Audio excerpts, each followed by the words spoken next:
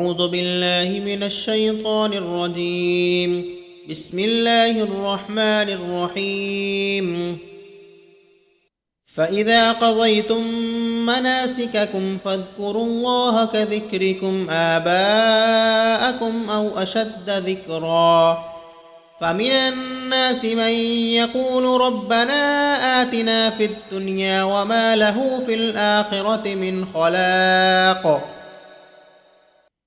ومنهم من يقول ربنا آتنا في الدنيا حسنة وفي الآخرة حسنة وقنا عذاب النار.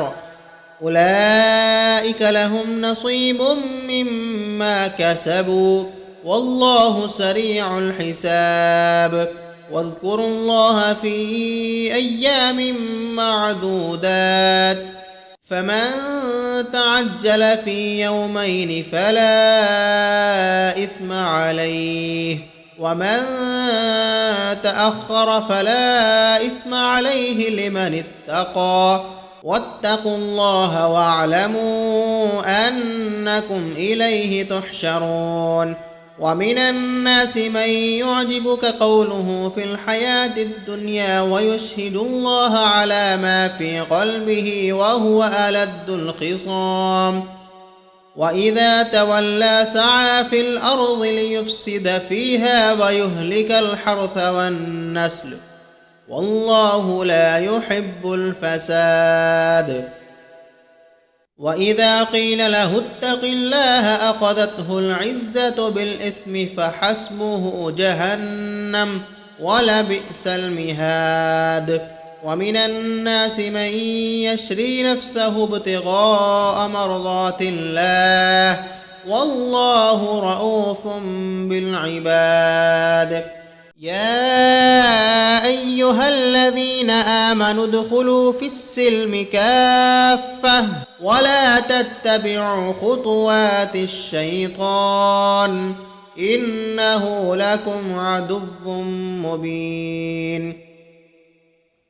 فإن زللتم من بعد ما جاءتكم البينات فاعلموا أن الله عزيز حكيم.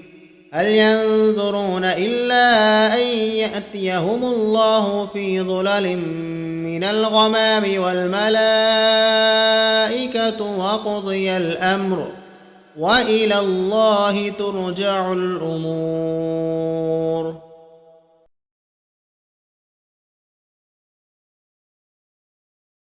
شروع اللہ کے نام سے جو بڑا مہربان نہایت رحم والا ہے۔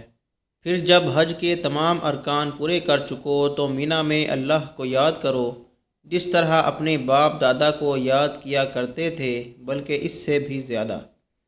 اور بعض لوگ ایسے ہیں جو اللہ سے التجا کرتے ہیں کہ اے پروردگار ہم کو جو دینا ہے دنیا ہی میں دے دے، اور ایسے لوگوں کا آخرت میں کچھ حصہ نہیں۔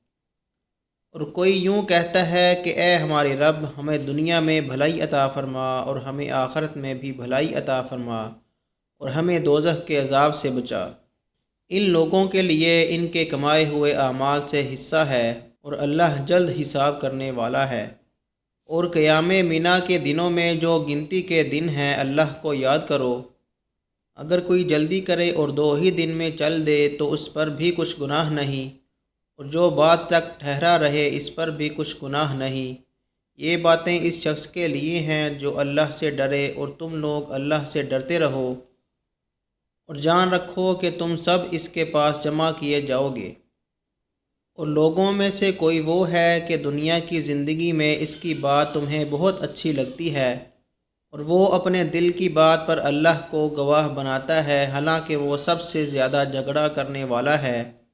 اور جب پیٹ پھیر کر جاتا ہے تو کوشش کرتا ہے کہ زمین میں فساد پھیلائے اور کھیت اور مویشی ہلاک کرے، اور اللہ فساد کو پسند نہیں کرتا۔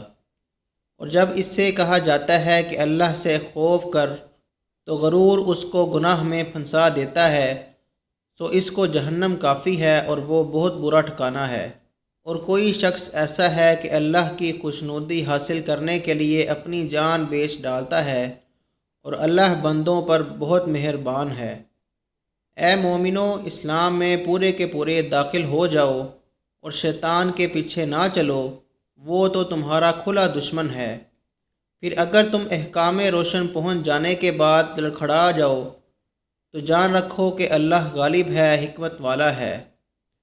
لوگ تو اس چیز کا انتظار کر رہے ہیں کہ بادلوں کے سایوں میں ان کے پاس اللہ کا عذاب اور فرشتے آ جائیں اور فیصلہ کر دیا جائے، اور اللہ ہی کی طرف سب کام لوٹائے جاتے ہیں۔